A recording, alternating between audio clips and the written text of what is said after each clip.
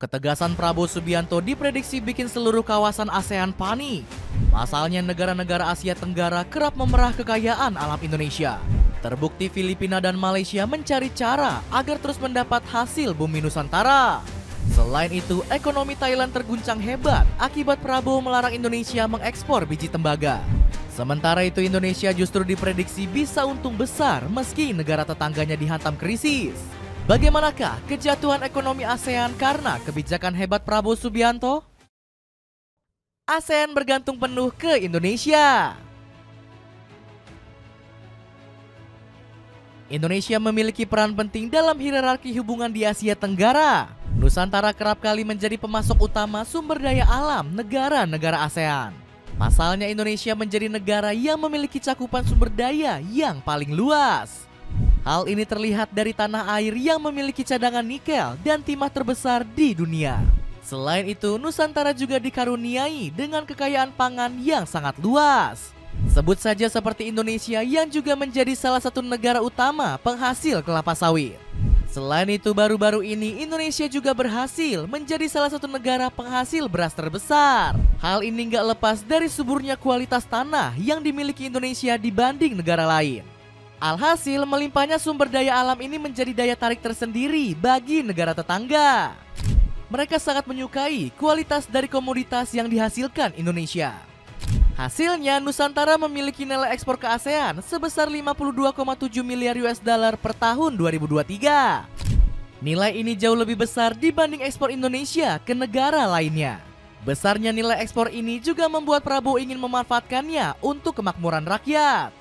Presiden Indonesia ini berencana membatasi ekspor untuk disimpan di dalam negeri. Pokok substansinya adalah sebagai berikut. Pertama, pemerintah menetapkan bahwa kewajiban penempatan devisa hasil ekspor sumber daya alam dalam sistem keuangan Indonesia akan ditingkatkan menjadi 100% dengan jangka waktu 12 bulan sejak penempatan dalam rekening khusus DHE SDA di dalam bank-bank nasional. Ungkap Prabowo. Malaysia rugi besar Indonesia perketat ekspor batu bara.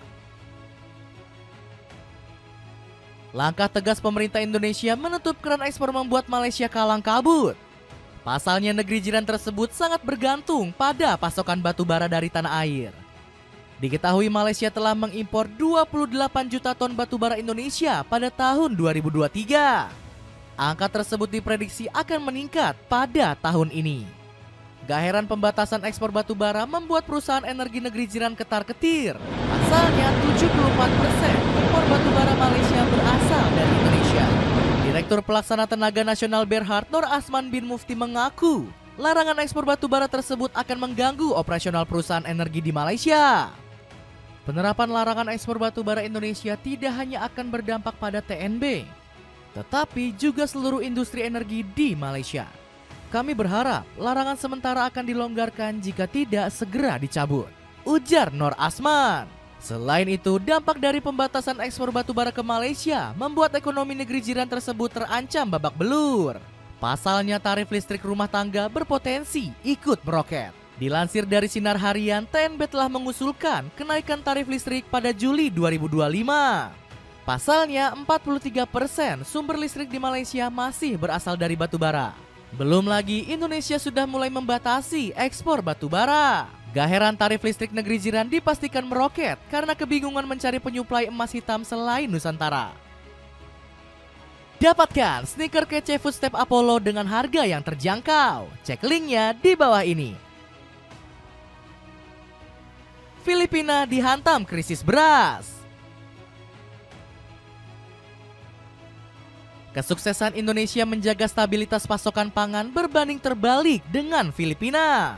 Negeri lumbung padi tersebut dikabarkan tengah menghadapi krisis pasokan beras. Buktinya, Filipina menetapkan status darurat ketahanan pangan sejak Februari 2025. Kebijakan ini diambil setelah inflasi beras dalam negeri melonjak drastis ke angka 24,4%. Padahal harga beras di Indonesia justru stabil dan sedang menuju swasembada pangan. Gak heran Andi Amran Sulaiman menyebut bahwa Filipina seharusnya belajar dari Indonesia. Kita tidak ingin rakyat antri beras seperti di Filipina. Dengan cadangan yang cukup dan sistem distribusi yang tangguh, Indonesia bisa menjadi contoh dalam ketahanan pangan global, ujar Menteri Pertanian tersebut. Belum lagi pemerintah Filipina mencari berbagai cara agar krisis ini cepat selesai.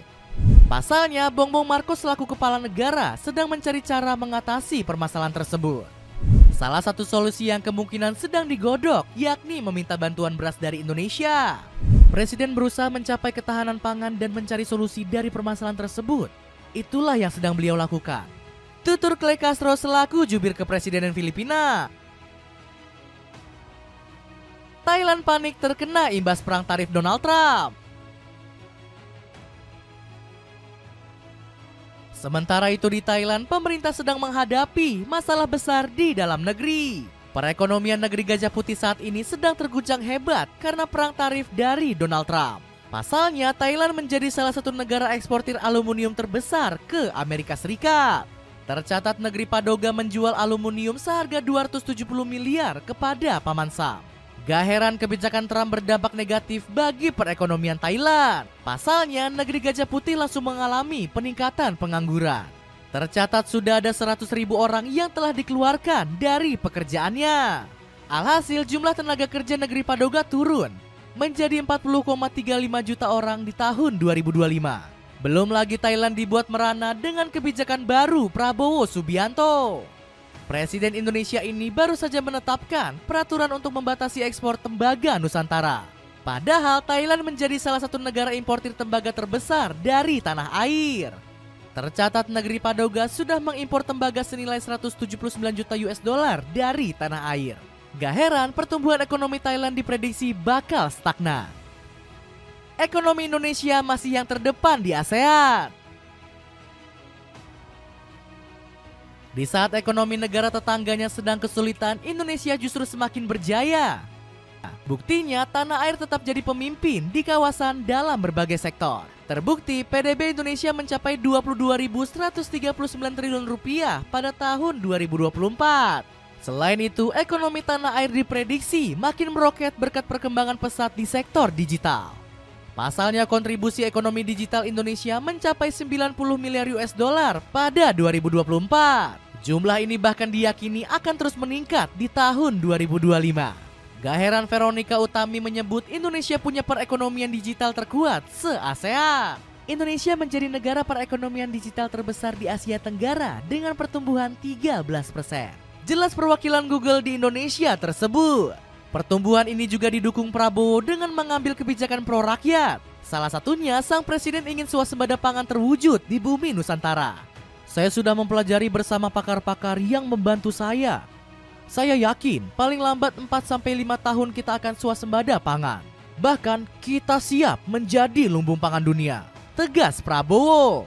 Gebrakan ekonomi RI1 juga terlihat dari didirikannya Danantara.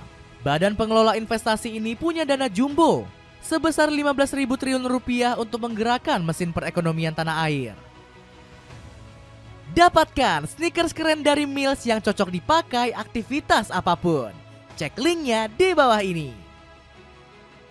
Dengan ASEAN yang ketergantungan dengan SDA Nusantara, akankah ekonomi Indonesia makin meroket meninggalkan negara tetangga?